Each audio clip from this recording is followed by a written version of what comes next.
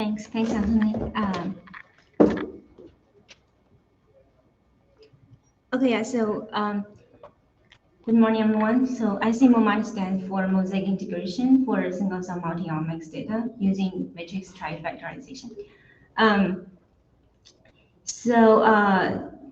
Data integration methods have been introduced in this course yesterday as well. So we talk about single-cell multi-omics data. That is because we have these new technologies that can profile multiple aspects of a single cell. Right? So, for example, the genome, the DNA contents, chromatin accessibility, gene expression, protein abundance, and the spatial location of a cell. Of course, we still cannot profile all of these in one single cell simultaneously, but this can be done in multiple batches. So therefore, we will have data from multiple batches, and we will have data from multiple modalities. And then we want to use data integration methods to integrate these data from multiple batches and multiple modalities in order to leverage the information that we have in every data batch and in every data modality. So in this review paper, the authors categorized the data integration task into 3 different scenarios. The first one is called horizontal integration, where we have the same feature. Feature means either it's RNA or a tag or protein, right? So the horizontal integration basically means that I have the same type of data from multiple batches. For example, I'm just going to integrate single-cell RNA-seq data from multiple batches. Vertical integration is where the data matrices share the cells, but they have different modalities. So this comes from technologies that can jointly profile multiple modalities in the same cells. And then the third scenario is called diagonal integration. So where the data matrices do not share cells, and also they do not share modalities. This is usually a difficult scenario to integrate. The paper also mentioned mosaic integration without illustration that I can copy and paste. So general interpretation of mosaic integration is basically like any combination of these 3 scenarios. So this is basically saying, for one kind of tissue, like you can just take whatever data that you can find, and we can try to put them together without these constraints of being horizontal or vertical, etc. So this is like, this has the ambitious goal that, we can integrate any available data set that we can find. But of course, the scale is a different problem. So recently there have been a few methods that are proposed to deal with mosaic integration, and we proposed scMoMaT also with this with this goal. So scMoMaT has a few key features. Number 1 is that it works with the mosaic integration scenario. And number 2 is that we really want to put a focus on the interpretability of each cluster that we find. So basically, for each cluster we get in our integrated space, we also learn biomarkers from every modality. And the third feature is that it can integrate batches with unequal cell types, which I'm not going to show results in this talk due to time. Okay, so the input to scMoMaT is basically these data matrices. And then output is first integrated representation for all the cells, which is common for most of the integration methods, which basically output the cell representations. And at the same time, we also output biomarkers for each cluster. So for each cluster, we output marker genes, marker proteins, marker regions, and marker TF motifs. Oh, so this is like when I have, if I have these 3 modalities as input. So I will just start with quickly going through the mathematical framework. So thanks to the AMF that is introduced by Sushmita. So this is also a matrix factorization framework. We are doing trifactorization of the original data matrix. So given a data matrix, we factorize it into three main matrices here. So imagine if this is a cell by gene matrix, then I will learn a factor of cells, like cell factor matrix, and then this will be the gene factor matrix, and then in between I have association matrix that gives me the relationship between the cell factors and gene factors. So these are the three main matrices, and then I also have some other minor terms to take care of the bias in each feature. Okay, so then it becomes, our objective function is to basically to minimize the difference between the left side of this equation and the right side of the equation. Okay, so this is for one matrix. So with the one matrix, of course, I can get the representation of a cell and the representation of a gene also in lower dimension. Okay, so I promised any number of matrices basically. So if I want to, take into account many matrices, then I can have this generalized framework where I have basically each term here. I have a matrix trifactorization framework. Okay, so now I'm going to solve this optimization problem, and then I will get this output. So all of these CI matrices are the cell factors, right? So this gives me the latent space representation of the cells. And then all of these factors, like CP, is, okay, so next slide. Right, so then I will also get marker genes from the CG factor, and I can get the marker regions with the CR factors and the marker proteins with the CP factors. I also said that we can give the marker TF motifs. How do we do that? So it's actually not very complicated. So we realized that if we get marker regions, it's hard for us to interpret. We can send them into grid or something. But then we also tried just inputting the chromatin accessibility matrix into chromVR to convert the chromatin accessibility into motif activity. So in this case, in this way, I can get basically I can get a motif activity matrix. So then I add this motif activity matrix here, then I get another modality. So I have protein, regions, motifs, and genes. Okay, so with this, I'm going to show some results and also how we annotate cell types using these biomarkers. So the first data set I'm going to show is the PBMC data set from the Mimito paper sequenced with ASAP-seq and CiteSeq. So in this data set, we have 4 batches, and 2 batches are sequenced with CiteSeq and 2 batches are with ASAP-seq. So then we do the standard thing, right? So we get the cell representation, then we color it with the labels from the original paper, and then we see, okay, we are separating the cell types pretty well, which means that we are preserving the cell identity through in the process of integration. And then we color the cells with batch ID, and then we see, okay, that they seem to be evenly kind of merged. So this means, we are we try to remove the batch effects from each batch. Okay, so this is the standard kind of visualization, and then we also calculated metrics, and we compared our method with 2 recently published methods, UIMF from Georgia Wells group, which is basically extension of LIGO, and multi-omics from Sarah Teichmann's group, which can both work with mosaic integration.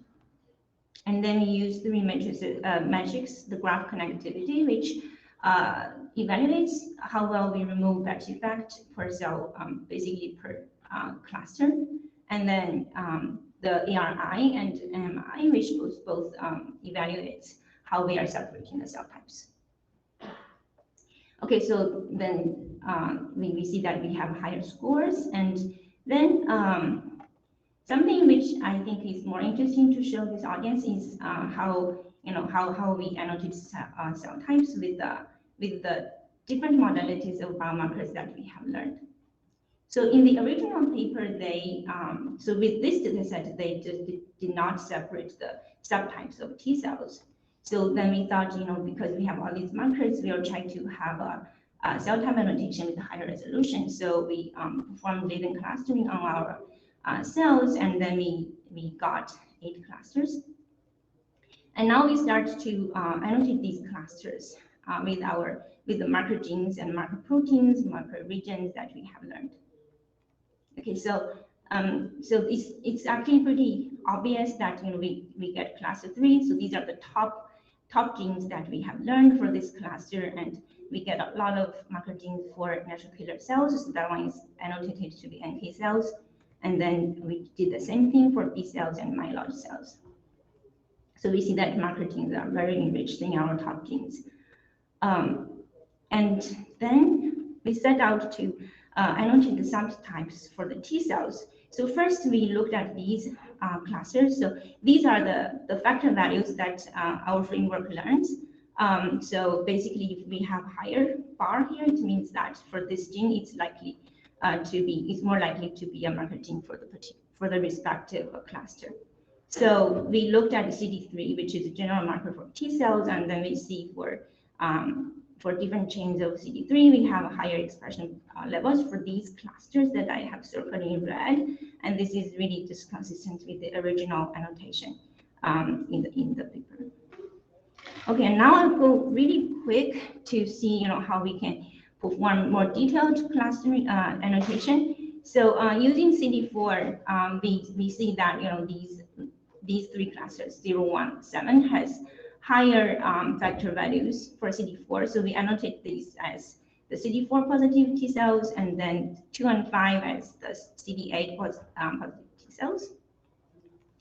And then now we are using protein markers, right? So we are going to use a combination of both gene markers and protein markers because we have learned these markers from multiple modalities. So using protein markers, we can separate activated T cells and naive T cells. And then, so now I have almost distinguished every cluster. I have this cluster 1 where I really see the Treg markers there. So it is annotated to be Tregs. Okay, so now I feel like, although I annotated these clusters, right, but each cluster is annotated with just 1 or 2 marker genes, although those are the kind of standard markers. And then I set out to look at more marker genes for each cluster. And then I see, okay, so with the top marker genes that we have learned, we do see an arrangement. And so I'm not really an expert in like manual cell type annotation, but I feel like when I was doing this, I feel like, I can never reach a point where I can say, I'm 100% sure that this is definitely a cell type. So I'm trying to get more evidence, as more evidence is better. So then we went to look at the TF motif markers that we have learned. Okay, so this is I'm just giving an example for the B cells. So for the B cells, we have seen that in our top TF motif markers, we can see these transcription factors that are found in literature to say that they are related to regulation in B cells. So with this example, what I was trying to say is that we can learn these biomarkers simultaneously when we learn the cell representations, and these biomarkers can really help us to annotate the cell types with hopefully higher confidence if you compare to when you just use gene markers, for example, the gene markers that you obtained from differential expression analysis. Okay, I'll quickly go through the next data set where I just want to show another interesting feature that we have. So the next data set is really collected from multiple publications. It's like a relatively more challenging scenario to work with because the data sets are quite different. So these are the standard, cell type versus batch plots that I'm going to skip. And I just want to show that we also, we can also learn the gene representations and the region representations. So with the gene representations, we can, similar to cells, we can visualize the genes, right, in a UMAP space. So here what we did is that you can see that each dot here represents a gene, and then I have colored the marker genes for each cell type. We basically see that the marker genes are kind of at, so the shape is like is like star kind of shape, right? So there are many genes in the middle which are not obviously do not form obvious clusters, but other marker genes for cell types are kind of at each edge of this shape. And for region representation, the pattern is more noisy, but we can still see some patterns for a few cell types. Okay, so these are all the results that I would like to share. And just to recap, so scMoMaT works with mosaic integration, and we output not only integrated representation of cells, we also output these different biomarkers from multiple modalities. Okay, so in the end, I just want to kind of share a bit of my thoughts about data integration. What challenges do we have, and where are we moving towards? The first split is related to this work, right? So I think one goal is that we want to integrate all available data. So this is why people develop these mosaic integration methods. But of course, one challenge here is that how can we make the method efficient enough to take into account like many matrices. The second point is, how do we, so as Susmita also mentioned in this benchmarking paper, the benchmarking paper from Bamidai's group benchmark these different data integration methods for data from multiple batches, right? But for data from multiple modalities, what is our criteria, right? So far what people have been doing is that we just, integrate, if we have site-seq, we integrate them and then we get clusters. We are hoping that these clusters can give us, can kind of retain the useful signals from the proteins and also from the RNAs. But there is also risk that, by kind of, integrating them together, we are getting this consensus, some sort of consensus cluster, and that might mask some useful information that can be uniquely found in one modality.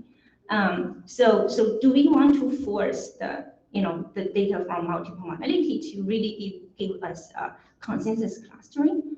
Because like if you cluster single-cell seq data only, or if you cluster the protein data only, you might see very different clusters, right? So what does that mean?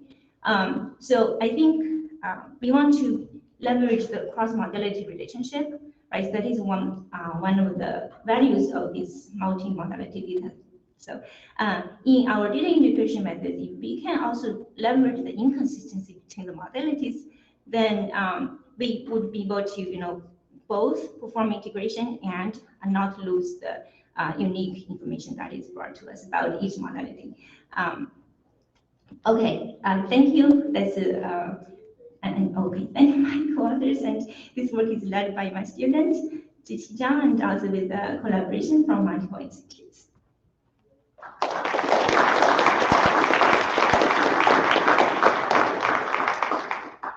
Thank you very much. I think we have time for one question. So please go ahead. Yes, I'll go. Thanks, that's really cool. I'm still trying to wrap my head around exactly how the model works, but one thing I'm not clear on is, does this mosaic setting, does it also include as a subset fully diagonal, or do you have to have pairs of matrices in each column? Yeah, good question. Right, so we can do fully diagonal. So when we do fully diagonal, we are doing something as what other methods are doing. So we calculate this gene activity score matrix or pseudo RNA-seq matrix from the attack-seq matrix. And what is different between our method and maybe other methods is that we actually get the pseudo RNA-seq matrix. We keep both the pseudo RNA-seq and the original attack-seq matrix. So you have to have some kind of feature association. Right. So that is basically using this kind of association between regions and genes that is commonly used also in SPRAD and other methods. Just a quick question from the audience online. If they want to make you have a GitHub page, or how can they get your tool? Right. We have bioRxiv, but we are also working to update that bioRxiv paper. So stay tuned. I will tweet it when we update.